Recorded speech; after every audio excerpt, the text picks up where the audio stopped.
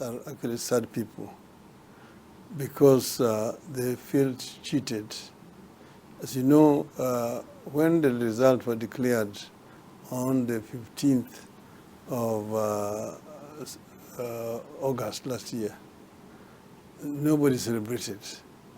Most Kenyans were in a mourning mood because they knew that they had been cheated. Now the facts have come out. Whistleblower has spoken and has actually produced the original forms that were used in counting and tallying the votes from constituencies across the country. Those forms are original. They cannot be faked. They are signed by returning officers, countersigned by agents, the stamp of the Electoral Commission, and there's even the barcode, which if you scan, tells you the date, the location, the time from when those forms were transmitted to the National Tallying Center. They have shown that these forms were falsified, were altered, and the results which were announced by the Electoral Commission are different from the actual results. Now the results which have come out show that I got 8.1 million votes. My opponent got 5.9 million votes. In other words, I beat him by over 2 million votes. But now the loser is the one who is masquerading and moving around as a president.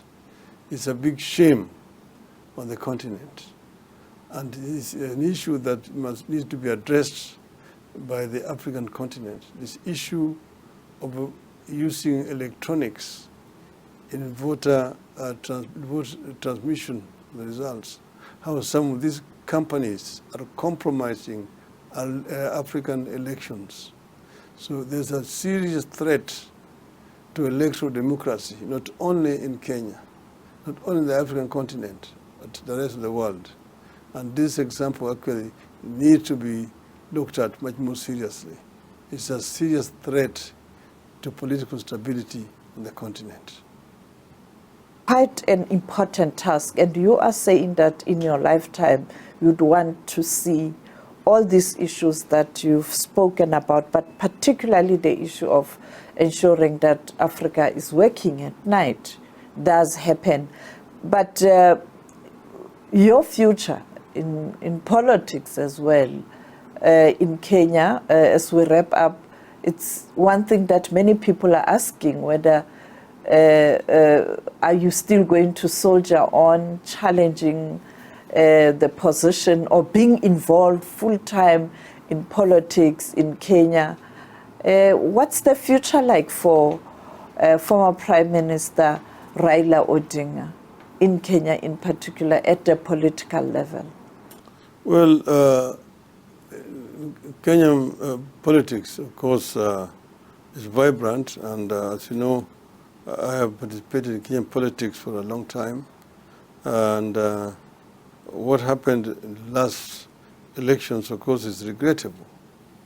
The Kenyan people feel cheated over what happened last time. It was such a blatant act of impunity, worse than has ever happened before.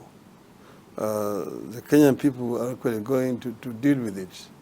It's not a subject I want to talk about outside here at the moment. But I've said that I am ready to serve the people of Kenya and the people of Africa in any capacity, as it were. I have been only actuated by my desire to see the best for Kenya and the best for Africa. And I have a conviction that Africa has ability to liberate itself, but we must come together as a people, one people.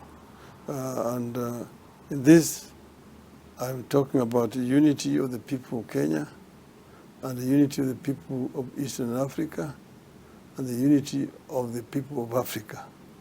I believe very strongly in the ideals of Kwame Nkrumah that Africa must unite.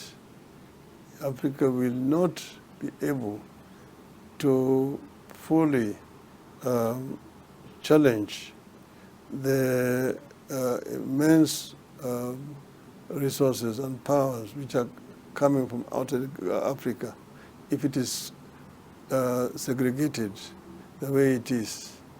Africa will remain basically a source of raw materials for industrialized East and North. And this will not be in the best interest of African people. So trans-African trade, unity, creating a bigger market on the continent will help African people to be able to protect themselves against invasion from outside the continent.